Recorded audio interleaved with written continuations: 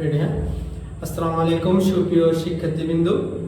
আমি আছি তোমাদের সাথে মোহাম্মদ ইকবাল হোসেন, শিক্ষার্থী, চট্টগ্রাম বিশ্ববিদ্যালয়। আমি আজকে কথা বলবো তোমাদেরকে বিশ্ববিদ্যালয়ের ভর্তি পরীক্ষা নিয়ে। আসলে এসএসসি 2025 তোমরা যারা আছো তোমাদের অলরেডি এসএসসি পরীক্ষা চলমান। এসএসসি পরীক্ষা পরবর্তী সময়ে তোমরা ভর্তি পরীক্ষার দৌড়াতে নিজেকে সামিল করবে।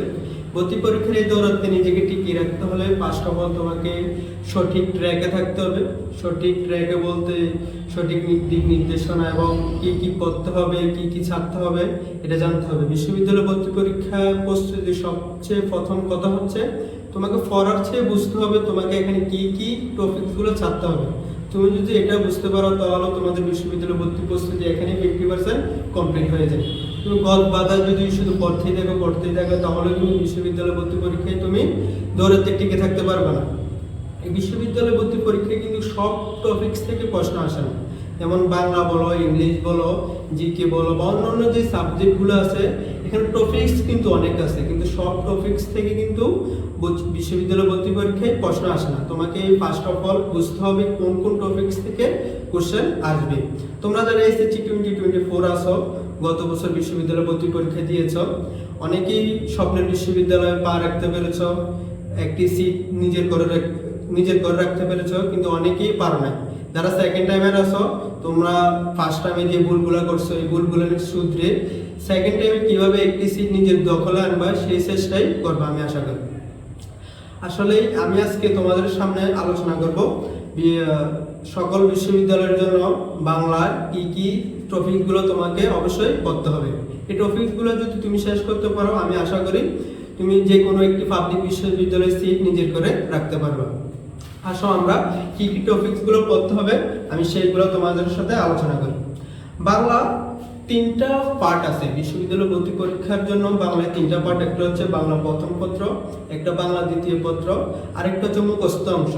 এই তিনটা পার্ট তোমাকে তিনভাবে শেষ করতে হবে। তুমি যদি হযবরলভাবে তিনটা পার্ট একদম শেষ করতে শুরু করো তাহলে কিন্তু হবে না। তুমি যদি তিনটা পার্ট আলাদা আলাদা গোছানো প্রস্তুতি নিতে পারো তাহলে কিন্তু অল্প পরিশ্রমে তুমি তিনটা পার্ট শেষ দিতে পারবো। বিশ্ববিদ্যালয় ভর্তি পরীক্ষায় একটা বিষয় হচ্ছে তুমি কতটা মেধাবী সেটা বড় বিষয় না, তুমি হচ্ছে কতটা পরিশ্রম করতে পারতেছো সেটা হচ্ছে বড় বিষয়। এবং সেই পরিশ্রমটা কিন্তু সঠিক নিয়মে সঠিক ট্র্যাকে থেকে করতে হবে। যেরকম অমুক ভাই এই সাজেশন দিছে, তমুক ভাই ওই সাজেশন দিছে, সবগুলো সাজেশন যদি তুমি মাথার মধ্যে নিয়ে গোলাই ফেলো তাহলে কিন্তু হবে না।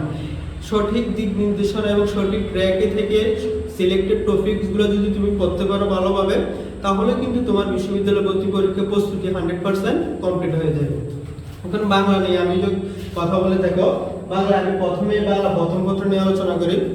বাংলা প্রথম পত্র প্রথমে আমি আলোচনা করব উপন্যাস এবং নাটক নিয়ে। তোমরা জানো তোমাদের সহপাঠ একটা উপন্যাস এবং একটা নাটক আছে। ওই একটা উপন্যাস এবং একটা নাটকের যত চরিত্র আছে, লেখক পরিচিতি, লেখক কি সাহিত্যকর্মগুলো আছে ওইগুলো সবগুলো তোমাকে ভালোভাবে শেষ করতে হবে। এরপর হচ্ছে গল্প ও কবিতা। তোমাদের বাংলা প্রথম পত্রে 12টা গদ্য আছে, 12টা পদ্য আছে। ওই 12টা পদ্য এবং গদ্য ভালোভাবে তোমাকে মুখস্থ বলবো না, এগুলো মুখস্থ করলে কোনোদিনই তুমি শেষ করতে পারবে না। এগুলো ভালোভাবে বুঝে বুঝে পড়তে হবে তোমাকে। এর পরবর্তীতে আছে শব্দার্থ ও উদ্ধৃতি। এই 12টা গদ্য এবং 12টা পদ্যের একদম শেষে দেখবে কিছু শব্দার্থ আছে, উদ্ধৃতি আছে। এই শব্দার্থ এবং উদ্ধৃতিগুলো তোমাকে ভালোভাবে শেষ করতে হবে, কারণ ওই শব্দার্থ এবং উদ্ধৃতিগুলো অনেক বিশ্ববিদ্যালয়ে সরাসরি কমন চলে আসে। এরপরে দেখো লেখক ও পাঠ পরিচিতি, 12টা গদ্য 12টা পদ্য, এখানে মোট 24টা। এরপর হচ্ছে উপন্যাস ও নাটক, এখানে হচ্ছে 2টা। তাহলে লেখক ও পাঠ পরিচিতি এখানে আছে মোট 24টা লেখক ও পাঠ পরিচিতি আছে। তুমি যদি 24টা লেখক ও পাঠ পরিচিতি ভালোভাবে শেষ করতে পারো তাহলে বাংলা সাহিত্যের অন্য কোনো লেখকের জীবনী বা অন্য কোনো বাড়তি কিছু তোমাকে পড়তে হবে না। এগুলো যদি ভালোভাবে শেষ করতে পারো তাহলে এনাফ। অনেকে বলতে পারো যে ভাই এগুলোর বাইরেও তো আসে, লেখক এবং পাঠ পরিচিতি বাইরে তো আসে, বাইরে এটা 2-1 নাম্বার আসতে পারে, সেটা নিয়ে তোমার মাথা ঘামানোর দরকার নেই। তুমি বিশ্ববিদ্যালয় ভর্তি পরীক্ষা একটা সিট নিজের করে নেওয়ার জন্য তোমাকে 100তে 100 পেতে হবে না। তুমি যদি 100-এর মধ্যে 70 আপ মার্ক পাও তাহলে কিন্তু তুমি মেরিটে চলে আসতে পারবে। যে ফার্স্ট হয় সে কিন্তু 100তে 100 পায় না, সবাই 81, 82 এগুলোই এরকম নাম্বার থাকে। তাহলে 2-1 নম্বর বাইরে থেকে আসতে পারে, সেটা নিয়ে মাথা ঘামানোর কোনো প্রয়োজন নেই। এগুলো যেভাবে দেওয়া আছে এইভাবে যদি শেষ করতে পারো, ইনশাআল্লাহ তোমাদের বাংলা প্রথম পত্রের যে পদ্য গদ্য এবং একটা উপন্যাস এবং একটা নাটক আছে, এটার পূর্ণাঙ্গ প্রস্তুতি হয়ে যাবে।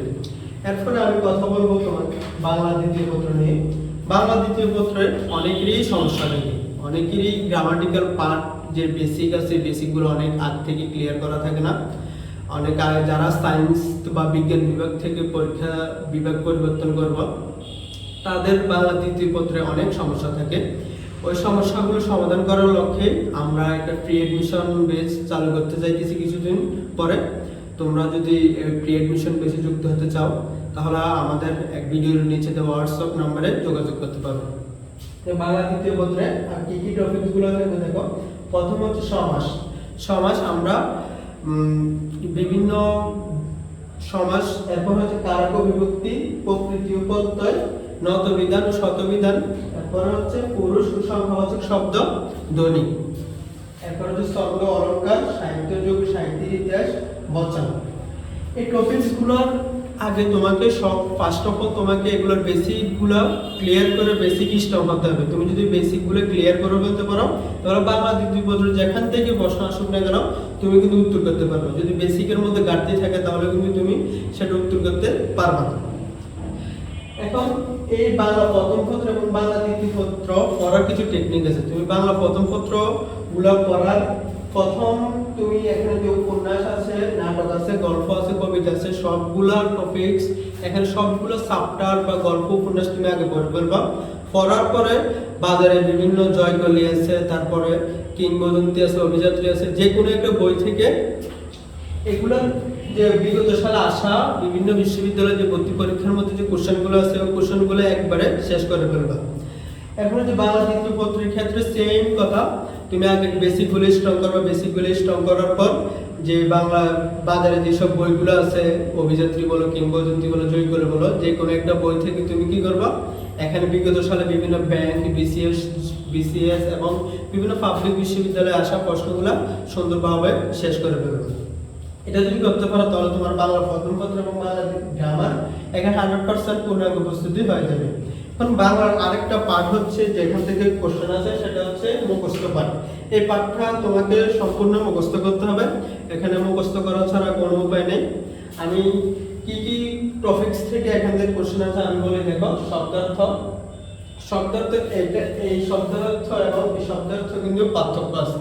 এটা হচ্ছে তোমার গদ্য পদ্য উপন্যাস এবং নাটকের মধ্যে যে শব্দার্থগুলো ইনক্লুড থাকে ওই শব্দার্থ। আর এখানে হচ্ছে কিছু বাংলায় কিছু শব্দার্থ আছে যেগুলো বিভিন্ন বিসিএস বলো, বিভিন্ন পাবলিক বিশ্ববিদ্যালয় ভর্তি পরীক্ষা বলো, এগুলো আসে, ওইগুলো তোমাকে মুখস্থ করতে হবে। এর পরবর্তী হচ্ছে বানান শুদ্ধিকরণ, যেটাকে আমরা বলি বানান ভুল থাকবে ওইটাকে কি কোন বানানটা শুদ্ধ, এটা তোমাকে মুখস্থ করে রাখতে হবে। এরপর হচ্ছে বাগধারা, এক কথায় প্রকাশ, প্রতিশব্দ, বিপরীত শব্দ, প্রয়োগ, অপপ্রয়োগ, পারিভাষিক শব্দ। এগুলো তোমার প্রথমে পড়ার টেকনিক হচ্ছে তুমি ফার্স্ট অফ অল এগুলো যে র ম্যাটেরিয়ালস বা এটিএম, এগুলো পড়ার একটা বই হতে পারে, একটা বই আছে এটিএম একটা নাম বসতে বই থেকে তোমাকে পড়তে হবে। এগুলো পড়ার টেকনিক হচ্ছে তুমি এটাগুলোর এমসিকিউর আগে দেখবা কিছু র ম্যাটেরিয়ালস আছে। যেমন আমি যদি বানানের কথা চিন্তা করি, এমসিকিউর আগে দেখবো 100 থেকে বা 200 এরকম বানান আছে। ওই বানানগুলো তুমি মুখস্থ না, শুধু রিডিং করে যাবা। রিডিং করার পরে এর পিছনে দেখবে যে এমসিকিউ আছে বিভিন্ন পাবলিক বিশ্ববিদ্যালয়, বিসিএস বা ব্যাংক জবগুলোর মধ্যে যে এখান থেকে এমসিকিউ গুলো আছে, ওই এমসিকিউ গুলো তোমাকে একদম ঠান্ডা মুখস্থ করে ফেলতে হবে। এভাবে যদি তুমি বাংলা প্রস্তুতিটা নাও, আমি আশা করি সকল বিশ্ববিদ্যালয়ে প্রস্তুতি পূর্ণাঙ্গ হয়ে যাবে তোমার। আশা করি সবাই ভালো থাকবেন, দেখা হবে পরবর্তী কোনো ভিডিওতে ইনশাআল্লাহ।